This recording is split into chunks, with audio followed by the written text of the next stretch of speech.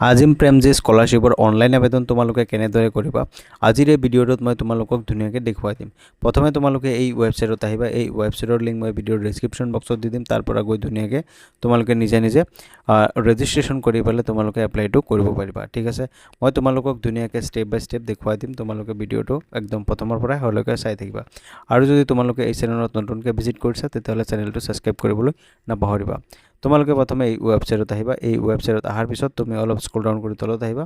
ইয়াত তোমালোকে দেখা পাইছা নিউ ৰেজিষ্ট্ৰেশ্যন আৰু লগইনৰ দুটা অপশ্যন খোল খাইছে। ঠিক আছে, ইয়াত তুমি নিউ ৰেজিষ্ট্ৰেশ্যনৰ যিটো অপশ্যন আছে ইয়াত তোমালোকে ক্লিক কৰিব লাগিব। ঠিক আছে, ইয়াত ক্লিক কৰাৰ পিছত তোমালোকৰ আগত নেক্সট আৰু এটা পেজ এনেদৰে খোল খাব। ঠিক আছে, তোমালোকে ইয়াত দেখা পাইছা পেজটো এনেকৈ আহি যাব। ইয়াত তোমালোকে কি কৰিবা, তাৰপিছত তোমাৰ আগত নেক্সট এনেকুৱা এটা অপশ্যন খোল খাব। ইয়াত তুমি কি কৰিবা, তোমাৰ জেণ্ডাৰটো চিলেক্ট কৰিবা আৰু গোটেইখিনি ইয়েছ কৰিবা। ঠিক আছে, তুমি এবাৰ ধুনীয়াকৈ চাই ল'বা, মানে তোমাৰ যদি অপশ্যনখিনি তোমাৰ লগত মিলিছে তুমি তেনেকৈ অপশ্যনখিনি চিলেক্ট কৰিবা। তাৰপিছত তুমি কি কৰিবা, ইয়াত তুমি দেখা পাইছা ইয়াত চেক টু এলিজিবিলিটি তুমি ক্লিক কৰি দিবা। তাৰপিছত তোমাৰ আগত এনেকৈ ৰেডি টু এপ্লাই অপশ্যনটো এনেকৈ খোল খাই যাব। ঠিক আছে, ইয়াত তুমি কি কৰিব লাগিব, তোমাৰ মোবাইল নাম্বাৰটো প্ৰথমত দিব লাগিব। ঠিক আছে, ইয়াত তোমাৰ মোবাইল নাম্বাৰ যিটো আছে সেই মোবাইল নাম্বাৰটো তুমি ধুনীয়াকৈ ফিল কৰিবা। মোবাইল নাম্বাৰটো ফিল কৰাৰ পিছত তুমি তলত দেখা পাইছা গেট OTP এটা অপশ্যন আছে। ইয়াত তুমি ক্লিক কৰিলে তোমাৰ মোবাইলত এটা OTP আহিব। এই OTPটো তুমি ধুনীয়াকৈ ফিল কৰিবা। তাৰপিছত তোমালোকৰ আগত ৰেজিষ্ট্ৰেশ্যন ফৰ্মটো এনেকৈ খোল খাই যাব। প্ৰথমে তুমি ইংলিছ চিলেক্ট কৰি ল'বা। ঠিক আছে, তাৰপিছত তোমাৰ নামটো চিলেক্ট কৰিবা। ইয়াত তোমাৰ মেট্ৰিকৰ মাৰ্কশ্বিটৰ মতে যেনেকৈ তোমাৰ নাম আছিলে সেই নামটো তুমি ধুনীয়াকৈ ইয়াত ফিল কৰিবা। তাৰপিছত তোমাৰ আধাৰ কাৰ্ডৰ নাম্বাৰ। ঠিক আছে, তুমি ইয়াত আধাৰ কাৰ্ডৰ নাম্বাৰ দুবাৰ ফিল কৰিব লাগিব। ঠিক আছে, প্ৰথমত তুমি তোমাৰ আধাৰ কাৰ্ডৰ নাম্বাৰটো ধুনীয়াকৈ ফিল কৰিবা। তাৰপিছত তুমি কনফাৰ্ম কৰিবা আধাৰ নাম্বাৰটো। তাৰপিছত তুমি তলত আহিবা।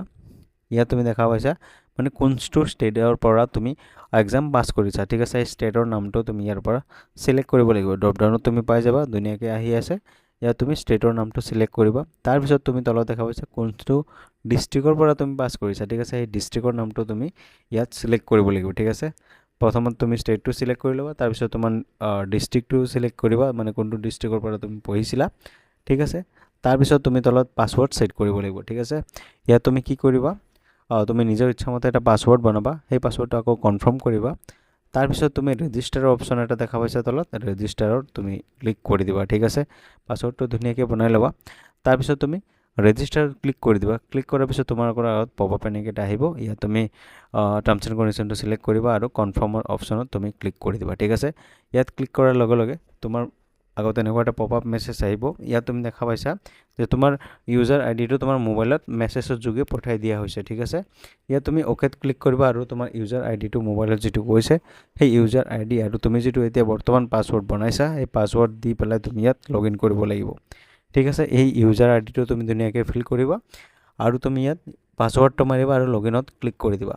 লগ ইনত ক্লিক কৰাৰ লগে লগে তোমাৰ পেজটো এনেকৈ খোল খাই যাব। ঠিক আছে, ইয়াত কমপ্লিট ইউৰ বেছিক ইনফৰমেশ্যন, ইয়াত তুমি বেছিক ইনফৰমেশ্যনখিনি কমপ্লিট কৰিব লাগিব। তাৰপিছত প্ৰচিডত ক্লিক কৰিবা। ক্লিক কৰাৰ লগে লগে তোমাৰ বেছিক ডিটেইলছটো এনেকৈ আহি যাব। প্ৰথমত তোমাৰ নাম আহি আছে, তাৰপিছত তোমাৰ জেণ্ডাৰ যিটো আছে তুমি জেণ্ডাৰটো তোমাৰ চিলেক্ট কৰিবা। তাৰপিছত তোমাৰ ডেট অফ বাৰ্থটো তুমি ইয়াত ড্ৰপডাউনত পাই যাবা, ডেট অফ বাৰ্থটো দি দিবা। তাৰপিছত তুমি তলত আহিবা, তোমাৰ ফাদাৰ মাদাৰ বা গাৰ্জেনৰ নামটো তুমি লিখি দিবা। ঠিক আছে, তাৰপিছত তুমি কমিউনিকেশ্যন এড্ৰেছত তুমি দেখা পাইছা ষ্টেটটো তুমি চিলেক্ট কৰিবা। তাৰপিছত ডিষ্ট্ৰিক্টটো তুমি চিলেক্ট কৰিবা। তাৰপিছত তোমাৰ হোৱাটছএপ নাম্বাৰ, যিটো হোৱাটছএপ নাম্বাৰ আছে সেই হোৱাটছএপ নাম্বাৰটো তুমি ইয়াত দি দিবা। তাৰপিছত তোমাৰ যিটো পিনক'ড আছে পিনক'ডটো তুমি দি দিবা ধুনীয়াকৈ। তাৰপিছত তুমি দেখা পাইছা এড্ৰেছ ফৰ কমিউনিকেশ্যন, ইয়াত তোমাৰ ভিলেজৰ নামটো দি দিলেও হ'ব বা ভিলেজ পোষ্ট অফিচ গোটেইখিনি তুমি ধুনীয়াকৈ লিখি দিলেও হ'ব। তাৰপিছত তুমি কি কৰিবা, তলত তুমি নেক্সটৰ অপশ্যন এটা দেখা পাইছা। ঠিক আছে, ইয়াত তুমি ক্লিক কৰি দিবা। ঠিক আছে, ক্লিক কৰাৰ পিছত তোমাৰ আগত নেক্সট আৰু এটা পেজ এনেকৈ খোল খাই যাব। অলপ তুমি ৱেইট কৰিবা। ঠিক আছে, তাৰপিছত তোমাৰ আগত এনেকুৱা এটা পেজ আহি যাব। ইয়াত তুমি দেখা পাইছা ক্ৰিয়েট নিউ একাউণ্ট বুলি এনেকুৱা এটা অপশ্যন আহি আছে। ইয়াত তুমি ক্লিক কৰিব লাগিব। ইয়াত তুমি ক্লিক কৰাৰ লগে লগে এনেকুৱা এটা পেজ খোল খাই যাব। ঠিক আছে, ইয়াত তোমাৰ ইম্পৰ্টেণ্ট গাইডলাইনছখিনি দিয়া আছে, মানে তোমাৰ ফটোটো তুমি যে আপলোড কৰিবা ফটোৰ চাইজ কিমান হ'ব লাগিব, হাইট ৱেইট গোটেইখিনি ডিটেইলছ ধুনীয়াকৈ দিয়া আছে। তুমি এবাৰ ভালকৈ চাই ল'বা। ঠিক আছে, গাইডলাইনছখিনি এবাৰ পঢ়ি পেলাই তুমি ধুনীয়াকৈ ফটো আপলোড কৰিবা। ঠিক আছে, ইয়াত তোমাৰ ফটো, আধাৰ কাৰ্ড বেংক ডিটেইলছ, তোমাৰ 10ৰ মাৰ্কশ্বিট, হাই ছেকেণ্ডেৰী মাৰ্কশ্বিট, এডমিশ্যন ডিটেইলছ আৰু তাৰপিছত তোমাৰ ছাবমিট। ঠিক আছে, এইখিনি তোমাৰ ডিটেইলছ ফিল কৰিলেই তুমি এপ্লাইটো তোমাৰ কমপ্লিট হ'ব। ঠিক আছে, ইয়াত তুমি প্ৰথমে তোমাৰ ফটোটো এনেকৈ আপলোড কৰি দিবা, তাৰপিছত ফটোটো এনেকৈ আহিব। তাৰপিছত তুমি ছেভ এণ্ড নেক্সটৰ তলত অপশ্যন দেখা পাইছে, ইয়াত ক্লিক কৰি দিবা। ইয়াত ক্লিক কৰাৰ লগে লগে তোমাৰ নেক্সট পেজটো এনেকৈ খোল খাই যাব। ঠিক আছে, ইয়াত তোমাৰ আধাৰ কাৰ্ডটো আপলোড কৰিব লাগিব। ইয়াত তুমি যে আধাৰ কাৰ্ডটো আপলোড কৰিবা, দুটা PDF বনাই আপলোড কৰিলে নহ'ব, দুটা পেজ। তুমি ছিংগল পেজতে PDF নহ'লে JPG ফৰ্মেটত আপলোড কৰিব লাগিব। ঠিক আছে, ইয়াত তুমি ছিংগল পেজত তুমি ধুনীয়াকৈ JPG ফৰ্মেটত বনাই ল'বা। তাৰপিছত তুমি ছেভ এণ্ড নেক্সটত ক্লিক কৰি দিবা। ঠিক আছে, ছেভ এণ্ড নেক্সটত ক্লিক কৰাৰ পিছত তোমাৰ আধাৰ কাৰ্ডটো আপলোড হৈ যাব। তাৰপিছত তোমাৰ বেংক ডিটেইলছ অপশ্যনত আহি যাব। ঠিক আছে, ইয়াত তোমাৰ নিজৰ বেংক একাউণ্ট হোল্ডাৰৰ নেম লিখিবা, তাৰপিছত তোমাৰ গাৰ্জেনৰ নাম লিখিবা, তাৰপিছত বেংকৰ IFSC কোডটো মাৰাৰ লগে লগে তোমাৰ বেংকৰ গোটেই ডিটেইলছটো এনেকৈ শ্ব' হৈ যাব। তাৰপিছত তুমি কি কৰিব লাগিব, তোমাৰ বেংকৰ যিটো একাউণ্ট নম্বৰ আছে সেই একাউণ্ট নম্বৰটো তুমি ইয়াত ধুনীয়াকৈ ফিল কৰিব লাগিব। ঠিক আছে, একাউণ্ট নম্বৰটো ফিল কৰাৰ পিছত তুমি আকৌ কনফাৰ্ম একাউণ্ট নম্বৰ যিটো অপশ্যন আছে ইয়াত তুমি কনফাৰ্ম কৰিব লাগিব তোমাৰ একাউণ্ট নম্বৰটো। ঠিক আছে, তাৰপিছত তুমি স্ক্ৰল ডাউন কৰি তলত আহিবা আৰু ইয়াত তুমি দেখা পাইছা ইয়াত তোমাৰ বেংক পাছবুকটো আপলোড কৰিব লাগিব। ঠিক আছে, ইয়াত তুমি কি কৰিবা, তোমাৰ বেংকৰ যিটো একাউণ্ট আছে সেই একাউণ্টটো তুমি ইয়াত আপলোড কৰি দিবা। ঠিক আছে, বেংকৰ একাউণ্টটো আপলোড কৰাৰ পিছত তোমাৰ নেক্সট 10ৰ যিটো মাৰ্কশ্বিট আছে সেই মাৰ্কশ্বিটটো তোমাৰ আপলোড কৰিব লাগিব। ঠিক আছে, ছেভ এণ্ড নেক্সটত মৰাৰ পিছত তোমাৰ ক্লাছ 10ৰ যিটো মাৰ্কশ্বিট অপশ্যন আছে সেই ক্লাছ 10ৰ মাৰ্কশ্বিট অপশ্যনটো এনেকৈ খোল খাই যাব। তুমি কেতিয়া পাছ কৰিছিলা আৰু তোমাৰ ষ্টেটৰ নামটো, তাৰপিছত তোমাৰ ডিষ্ট্ৰিক্ট কোনটো আছিলে আৰু তুমি কোনটো স্কুলৰ পৰা পাছ কৰিছিলা সেই স্কুলৰ নামটো ইয়াত মাৰিলেই তলত চাৰ্চ অপশ্যনত আহি যায়, তুমি ইয়াৰ পৰা চিলেক্ট কৰি ল'বা। ঠিক আছে, ডাইচ কোড নম্বৰ আহি যায়। তাৰপিছত তুমি স্কুলত যে পঢ়িছা ৰেগুলাৰ নে তুমি ডিষ্টেঞ্চত আছিলা সেইটো চিলেক্ট কৰিবা আৰু তুমি ইয়াত বৰ্ডৰ নামটো তুমি চিলেক্ট কৰিবা। ঠিক আছে, ইয়াত যিহেতু ষ্টেট বোৰ্ড বুলি আহিব, তোমালোকে ষ্টেটৰ আণ্ডাৰতে দিছা, ষ্টেট বোৰ্ড বুলি চিলেক্ট কৰিবা আৰু তুমি তোমাৰ মেট্ৰিকৰ মাৰ্কশ্বিটটো আপলোড কৰি দিবা। তাৰপিছত হাই ছেকেণ্ডেৰী মাৰ্কশ্বিটৰ অপশ্যনটো এনেকৈ আহিব, ইয়াত তোমাৰ ডিটেইলছখিনি ফিল কৰিব লাগিব। তুমি কেতিয়া পাছ কৰিছিলা, তোমাৰ ষ্টেট, ডিষ্ট্ৰিক্ট, ঠিক আছে, আৰু কোনটো স্কুলৰ পৰা পাছ কৰিছিলা স্কুলৰ নাম, আৰু তুমি ৰেগুলাৰ আছিলে নে ৰেগুলাৰ দিবা আৰু ষ্টেট বোৰ্ড বুলি অপশ্যনটো চিলেক্ট কৰি দিবা। তাৰপিছত তুমি ইয়াত তোমাৰ 12ৰ যিটো মাৰ্কশ্বিট আছে সেই মাৰ্কশ্বিটটো তুমি ইয়াত ধুনীয়াকৈ আপলোড কৰি দিবা। তাৰপিছত তুমি ছেভ এণ্ড নেক্সটৰ অপশ্যনত তুমি ক্লিক কৰিব লাগিব।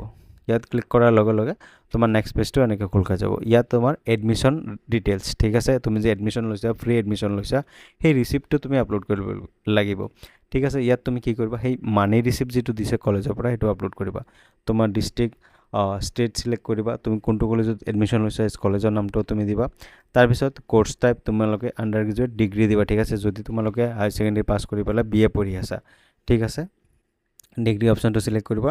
ডিগ্ৰীটো তোমাৰ কিমান বছৰৰ কোৰ্চটো আছে সেইটো তুমি চিলেক্ট কৰিবা। যদি 3 বছৰ 3 বছৰ দিবা, যদি তোমাৰ 4 বছৰ 4 বছৰ দিবা। তাৰপিছত তুমি কি কোৰ্চ কৰি আছা, তুমি BA চিলেক্ট কৰি ল'বা, BA BCom BHC যিটো তুমি কৰিছা সেইটো দিবা।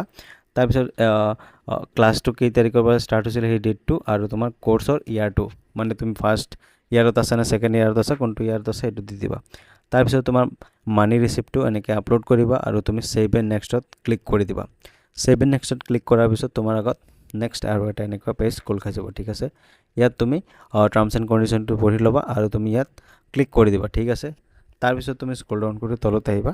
তলত অহাৰ পিছত ইয়াত তুমি দেখা পাইছা ছাবমিটৰ অপশ্যনটো আছে। ইয়াত তোমাৰ ছাবমিটত ক্লিক কৰাৰ পিছত তোমাৰ ফটোটো এনেকৈ আহিব, তোমাৰ ফটোটো ভেৰিফাই কৰিব দিছে। ঠিক আছে, তুমি টাৰ্মছ এণ্ড কণ্ডিশ্যন চিলেক্ট কৰিবা আৰু নেক্সট মাৰিবা।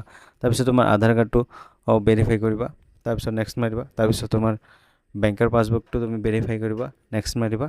তাৰপিছত তোমাৰ মেট্ৰিকৰ মাৰ্কশ্বিটটো তোমাৰ হয়নে নাই এইটো ভেৰিফাই কৰিবা আৰু নেক্সট মাৰিবা। তাৰপিছত হাই ছেকেণ্ডেৰীটো তোমাৰ হয়নে নাই ভেৰিফাই কৰিবা আৰু নেক্সট মাৰিবা। তাৰপিছত তোমাৰ মানি ৰিচিপ্টটো তোমাৰ হয়নে নাই এইটো ভেৰিফাই আৰু নেক্সট মাৰিবা। তাৰপিছত তুমি ছাবমিট কৰি দিবা আৰু তোমাৰ এপ্লিকেশ্যনটো ছাকচেছফুলি ছাবমিট হৈ যাব।